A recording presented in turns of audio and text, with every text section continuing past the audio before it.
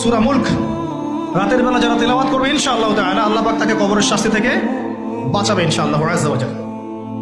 সূরা ইয়াসিন আপনার কোরআনের মগজ, প্রাণ, হার্ট, এটা যখন পড়বেন আপনি বুঝতে পারবেন কেন এটাকে হার্ট বলা হয়েছে। সূরা বাকারা যে ঘরে পড়া হবে সেই ঘর থেকে শয়তান পালিয়ে চলে যাবে। আমরা তো বাড়ি করলে হুজুর ডেকে আনি, তাই না? ঝাড়ফুঁক করাই, বাড়ি বন্ধ করি, তাবিজ করি, কত কি করি না? মাশাআল্লাহ, আসল কাজ করি না।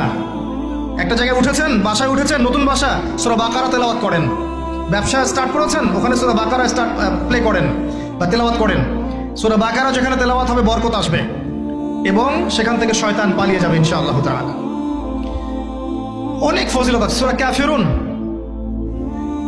ওই যে বললাম 1999 জন মানুষ জাহান্নামে যাচ্ছে, তাদের আমল নামায় কোন পাপটা কমন ছিল জানেন? তাদের আমল নামায় কোন পাপটা থাকতে পারে বেশি? শিরকের পাপ।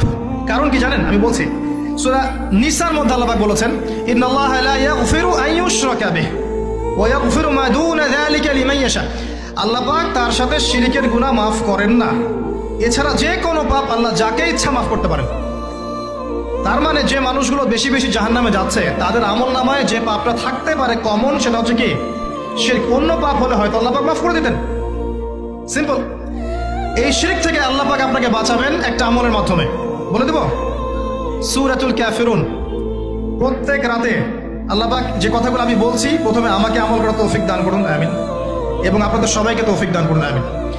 সূরা কাফিরুন রাতের বেলা তেলাওয়াত করলে আল্লাহ পাক আপনাকে শিরক থেকে বাঁচিয়ে রাখবেন ইনশাআল্লাহ। এছাড়াও আরো 3টা ছোট ছোট সূরা আছে, সূরা ফালাক, সূরা নাস, ইখলাস। সকাল সন্ধ্যায় 3 বার করে, ফজরের পর 3 বার, মাগরিবের পর 3 বার। এটা বিকেলেও করা যায়, আসরের পরে করা যায়। আর ঘুমানোর সময় 3 পরে হাত দুটো একত্রিত করে ফু দিয়ে সারা গায়ে মাসাজ করে ঘুমাতে হয়। এটা করলে দৃশ্য অদৃশ্যের ক্ষতিগুলো আপনাকে স্পর্শ করবে না ইনশাআল্লাহ। মানুষ ঘুমালে শয়তান ঘাড়ে 3টা গিট দেয়, মনে আছে হাদিসটা? মনে আছে? গিট দেয় এবং বলে তুমি ঘুমাও, তোমার সামনে লম্বা রাত। আবার গিট দেয়, তুমি ঘুমাও, তোমার সামনে লম্বা রাত। আবার গিট দিয়ে বলে তুমি ঘুমাও, তোমার সামনে লম্বা রাত। যদি আপনি 3 বার মাসাহ করেন ইনশাআল্লাহ তাআলা দেখবেন সকালে উঠতে আপনার সুবিধা হচ্ছে, এনার্জি পাচ্ছেন, আপনার মধ্যে জড়তা কাজ করবে না। এমন অনেক মুসলিম যুবক আছে কোরআন খুলে দেখেনি কখনো, বিশ্বাস করেন না? সিরিয়াসলি বলছি, এমন অনেক মুসলিম প্রজন্ম আছে যারা কোরআন খুলেও দেখেনি কখনো। তারা জানে কোরআন কয়েকটা দিন পড়তে হয়, কেউ মারা গেলে, কারো 40-এর দিনে, কারো কুলখানির দিনে, দ্যাটস অল। অথবা একটা আয়াতকে ছিঁড়ে নিয়ে কাগজের মধ্যে মুড়িয়ে এখানে মাদুলির